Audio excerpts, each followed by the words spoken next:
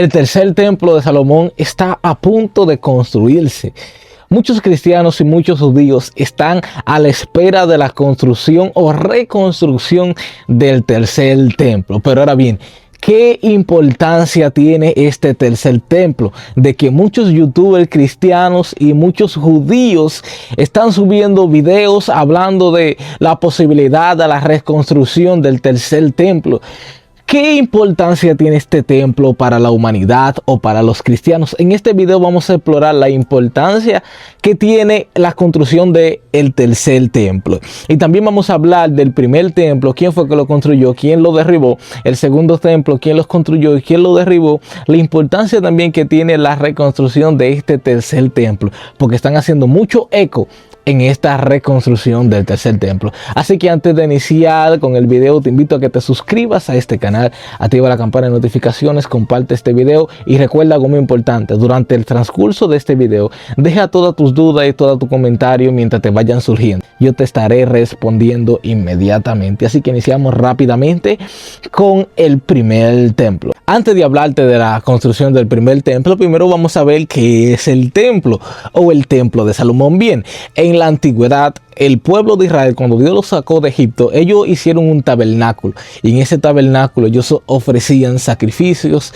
Había un lugar santo, un lugar santísimo, y los atrios. En los atrios se hacían los sacrificios. En el lugar santo estaba la mesa de la proposición, y el lugar santísimo era el lugar que habitaba la presencia de Dios. Ahora bien, luego, varios años después, Dios le dice a Salomón que construya el templo, que le haga casa a Dios. Entonces, la misma similitud que hacía así en el tabernáculo se basa ahora en el templo, ya que el tabernáculo era móvil, era algo que las personas utilizaban, la desarmaban, luego la volvían a armar. Pero entonces el templo del Señor que Dios pidió a Salomón para que le hiciera casa no iba a ser móvil, sino que iba a ser estable. Entonces esa es la similitud del tabernáculo al templo. Lo que se hacía en el tabernáculo ahora se basa en el templo, es decir que lo que había en el tabernáculo ahora se va a hacer en el templo. Es decir que el tabernáculo fue la sombra de lo que había de venir del templo del Señor. Ahora bien, ese templo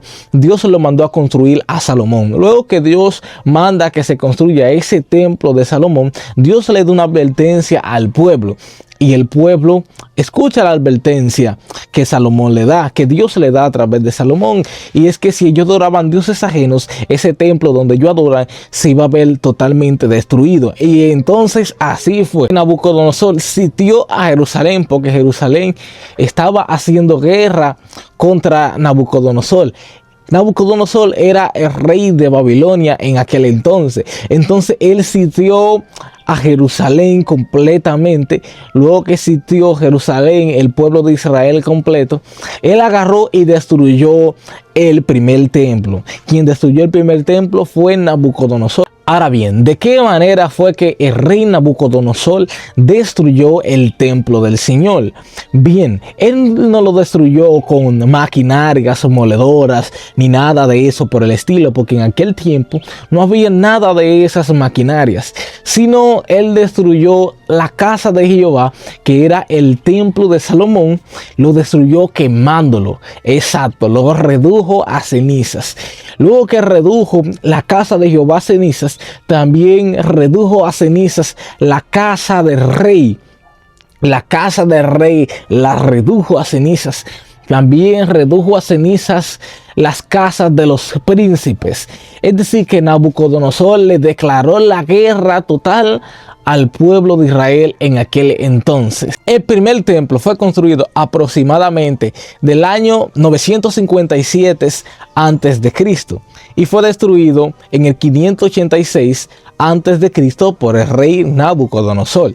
Quien los construyó fue Salomón, el rey Salomón, y quien los destruyó fue el rey Nabucodonosor. Ahora vamos a pasar al segundo templo y cómo fue que se construyó. Alrededor de 70 años después, aproximadamente en el 516 antes de Cristo, se reconstruyó el segundo templo. Entonces, ¿cuál es la intención de construir el segundo templo? Bueno, es que ahí en ese templo se hacían sacrificios a Jehová, estaba la mesa de la proposición y estaba el lugar santísimo, el cual el sacerdote, el sumo sacerdote, debía de entrar santificado a ese lugar una vez al año, y así se perdonaban los pecados de las personas. Y eso era algo totalmente increíble, porque era el lugar religioso de los judíos para aquel tiempo. Era ese lugar emblemático, ese lugar prestigioso para los judíos de aquel tiempo. Entonces ese es un lugar que está totalmente amados por los judíos. Los judíos aprecian mucho este lugar del tabernáculo. Entonces ellos trataron de reconstruir el segundo templo y lo lograron. Y lo lograron porque Zorobabel, que era rey en ese entonces, con ayuda del rey de Persia llamado Ciro el Grande, ellos pudieron reconstruir nuevamente el segundo templo. Y qué bien, pero ¿qué pasó con este templo? Bueno, tenía guerra con el Imperio Romano.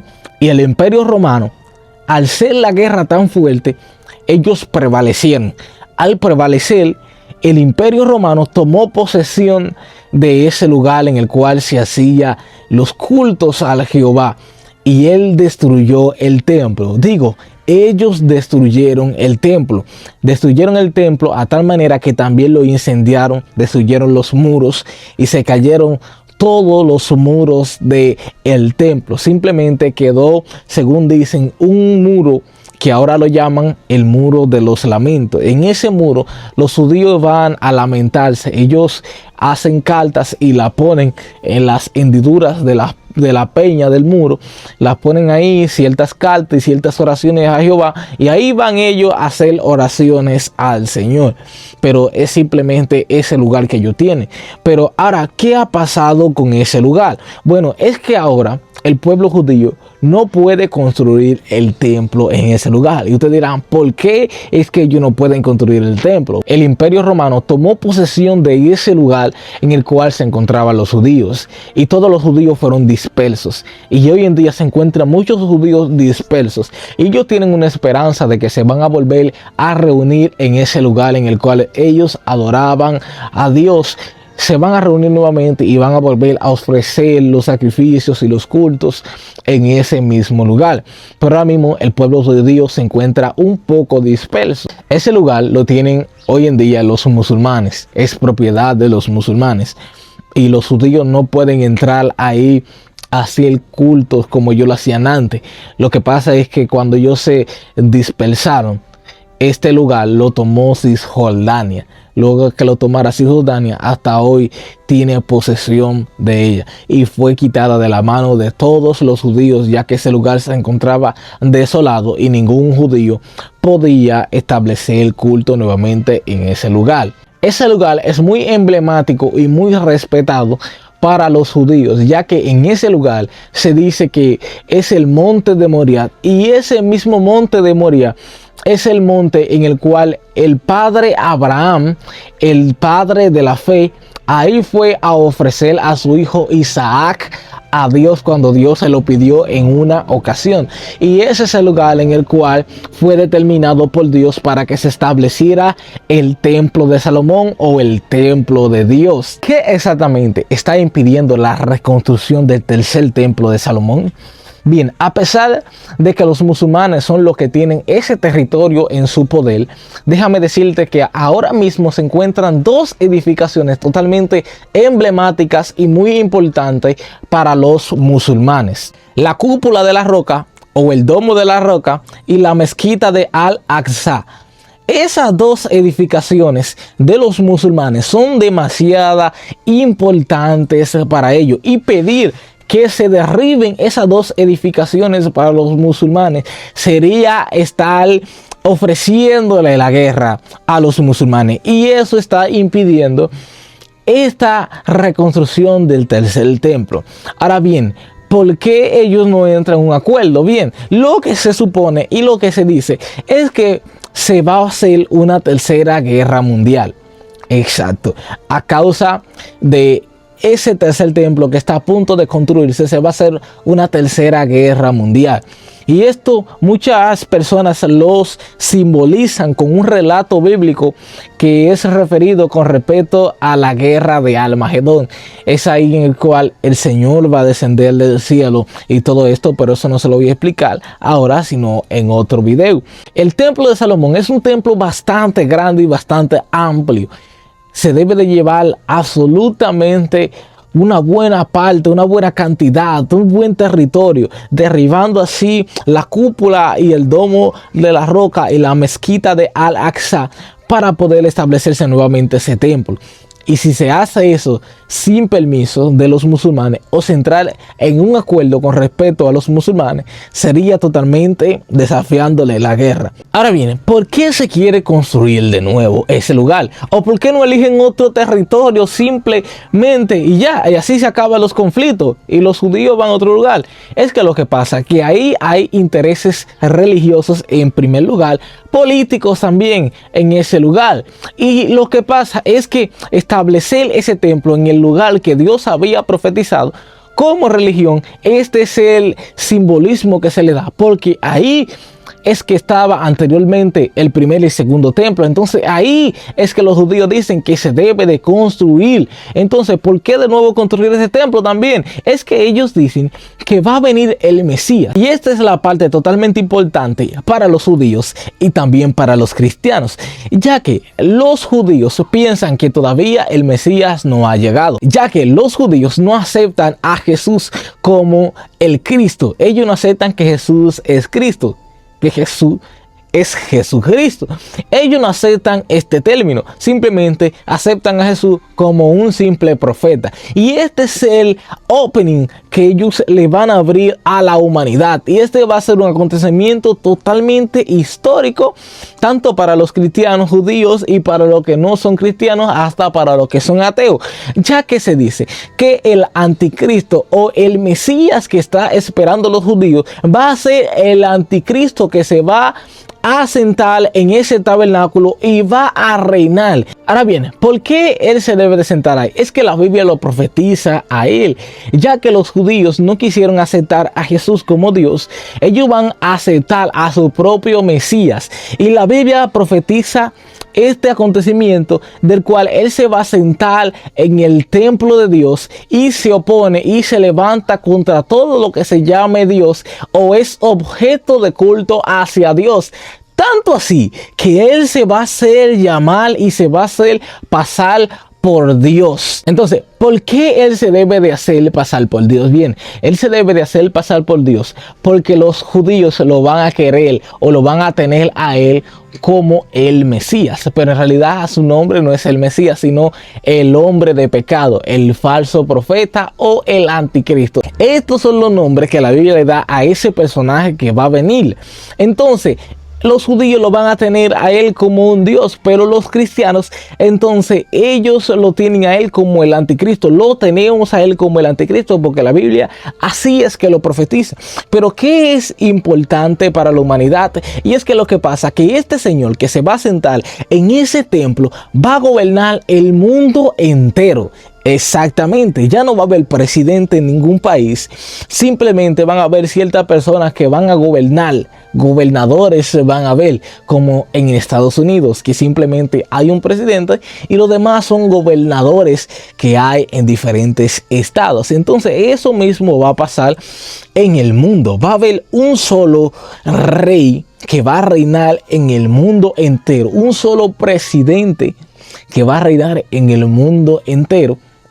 Y los demás países que tienen presidentes actualmente ya no serán presidentes, sino que ellos van a pasar a ser gobernadores de naciones, no presidentes. Y ahí en ese acontecimiento se va a comenzar a desatar la gran persecución para los cristianos, o como mejor lo dice la Biblia, va a venir la gran tribulación, en el cual todo el mundo tendrá que marcarse en la mano derecha el 666 o en su frente, y todo el mundo será regido por un solo gobierno llamado el gobierno del anticristo. ¿Qué tanta posibilidad hay para este tiempo de que se reconstruya el tercer templo de Salomón?